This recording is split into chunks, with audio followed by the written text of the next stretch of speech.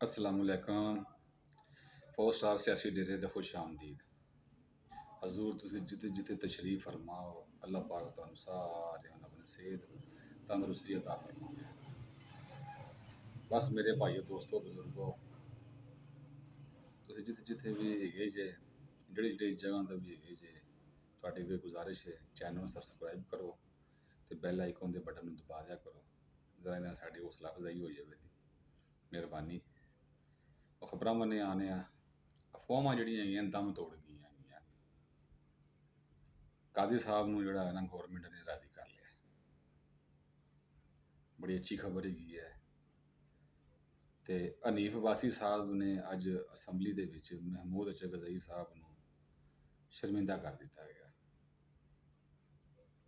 तीसरी खबर है हैगी है, ख्वाजा आसफ ने अली मुहम्मद खान नूं झटका दे दिता गया, तो झटका बाबा डाढा दे दिता गया। उन्हें तो तुहाडे खबर देने हैगे आ। अफवाहां बड़ियां लगियां सन कि काजी साहब ने काफ़ी ज़्यादा जिहड़ा है ना मसन कि लोग कहते पे सन, कोई कहते सन कि वो चले जावणगे, कोई कहते सन कि नहीं होएगा। लेकिन कल जो काजी फाइज ईसा साहब सुप्रीम कोर्ट चो निकले ने तो लोगों ने उन्होंने सवाल किया गया, बस ना उन्होंने हाँ च जवाब दिता तो ना उन्होंने ना च जवाब दिता गया। लेकिन मैनूं उम्मीद है अल्लाह के घर दे विच ये बड़े अच्छे चीफ जस्टिस साहब हैगे ने, सारियां जमातां सवाए PTI तो सारे इन्हां दे उत्ते मुतफिक हैगे ने, अच्छे फैसले करते हैगे ने, अच्छा मामलात ने इन्हां दे। ते असीं दुआ करांगे कि इन्हां वास्ते इन्हां नूं जिहड़ा 3 साल दी एक्सटैंशन मिले ताकि मुल्क जिहड़ा साडा हैगा बेहतरी बने के गामजन होवे। ते बाकी मैनूं उम्मीद हैगी कि गौरमेंट ने तकरीबन इन्हां नूं राजी कर लिया है। जिहड़ी है अपना गौरमेंट पार्लीमेंट दे विच तजवीज़ लैके आ रहीआं ने, कल भी ते परसों भी उंदे ते काफ़ी गुफ्तगू होई है। ते इहदे विच जिहड़ा होवे दा ना सारे दोस्तां नूं जिहड़ा हैगा ना उन्हें मदू कीता है, जेह्ड़े पार्लीमेंट मैंबर हैगे सन, दूसरे हैगे सन। असल है तहरीक इंसाफ के जलसे ने हलचल मचाई थी, जिंदी भी जिहड़ा हैगा ना पार्लीमेंट का माहौल खराब होया।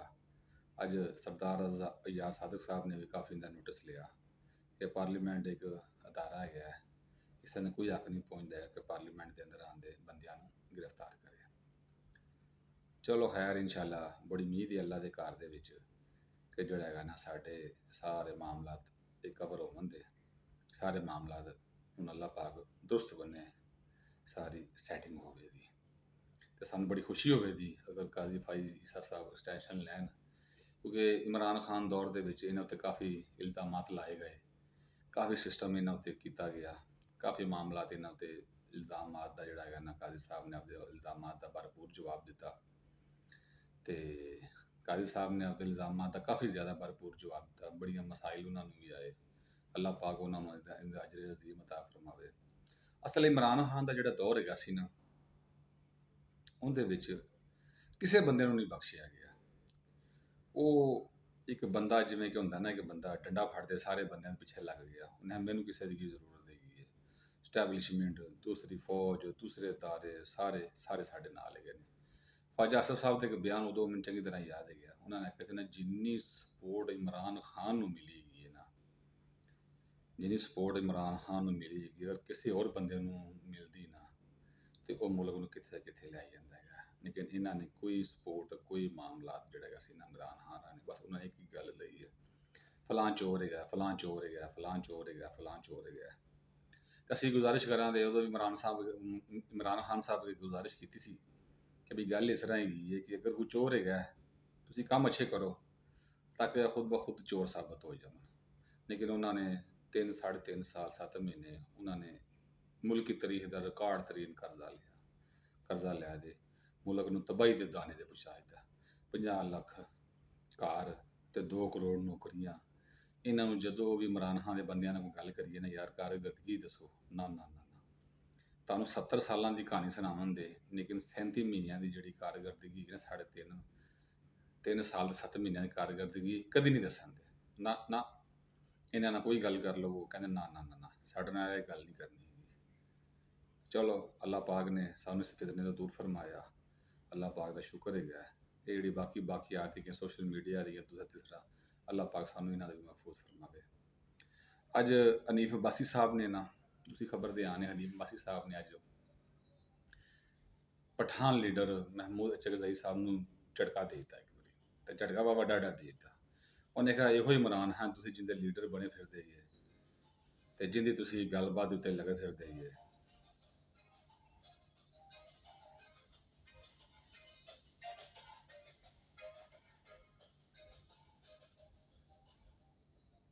ਜਿੰਦੀ ਤੁਸੀਂ ਗੱਲਬਾਤ ਉੱਤੇ ਲੱਗੇ ਫਿਰਦੇ ਜੇ, ਤੁਸੀਂ ਜਿਨ੍ਹਾਂ ਜਲਸਿਆਂ ਉੱਤੇ ਹੁਣ ਤਕਰੀਰਾਂ ਕਰਦੇ ਪਏ ਜੇ, ਸਾਰੇ ਮਾਮਲਾਤ ਕਰਦੇ ਪਏ ਜੇ, ਇਹ ਤੁਹਾਡੇ ਵਾਸਤੇ ਅੱਛਾ ਕੰਮ ਨਹੀਂ ਹੈਗਾ।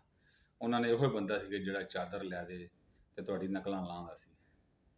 ਤੇ ਇਹ ਇੱਕ ਕਿਸਮ ਦਾ ਜਿਹੜਾ ਸਾਡੇ ਤੇ ਵਜ਼ੀਰ ਆਜ਼ਮ ਸੀ ਨਾ, ਪਤਾ ਨਹੀਂ ਮਸਖਰਾ ਸੀ ਜਾਂ ਕੀ ਹਿਸਾਬ ਕਿਤਾਬ ਵੀ ਸੀ, ਉਹਨੂੰ ਮੁਲਕੀ ਮਾਮਲਾਤ ਦਾ ਜਾਂ ਮੁਲਕੀ ਚੀਜ਼ਾਂ ਦਾ ਉਹਨੂੰ ਅਹਿਸਾਸ ਹੀ ਨਹੀਂ ਸੀਗਾ ਕਿ ਫਲਾਂ ਬੰਦਾ ਇਸ ਤਰ੍ਹਾਂ ਹੋ ਸਕਦਾ ਜਾਂ ਫਲਾਂ ਬੰਦਾ ਇਸ ਤਰ੍ਹਾਂ ਹੋ ਸਕਦਾ। ਉਹ ਕਿਸੇ ਦੀ ਨਕਲਾਂ ਲਾਉਂਦਾ ਸੀ, ਕਦੀ ਕਿਸੇ ਦੀ ਨਕਲ ਲਾਉਂਦਾ ਸੀ, ਕਦੀ ਕਿਸੇ ਦੀ ਨਕਲ ਲਾਉਂਦਾ ਸੀ। ਮਹਿਮੂਦ ਅਚਕਜ਼ਈ ਸਾਹਿਬ ਨੂੰ ਫਿਰ ਉਹਨਾਂ ਨੇ, ਹਨੀਫ ਅਬਾਸੀ ਸਾਹਿਬ ਨੇ, ਜੀ ਕਾਫੀ ਜ਼ਿਆਦਾ ਨੇ ਪਠਾਨ ਹੈਗੇ ਜੇ ਤੁਸੀਂ, ਤੁਹਾਡਾ ਕੰਮ ਨਹੀਂ ਸੀ ਬਣਦਾ ਕਿ ਇੱਕ ਬੰਦੇ ਨੂੰ ਉਹਨਾਂ ਆਖਿਆ ਮੈਨੂੰ ਕੋਈ ਬੰਦਾ ਸੋਨੇ ਦਾ ਪਹਾੜ ਵੀ ਦੇ ਦਿੰਦਾ ਹੈਗਾ ਨਾ, ਮੈਂ ਦੁਬਾਰਾ ਕਦੀ ਵੀ ਉਹਨਾਂ ਨਾਲ ਸ਼ਾਮਲ ਨਹੀਂ ਹੁੰਦਾ।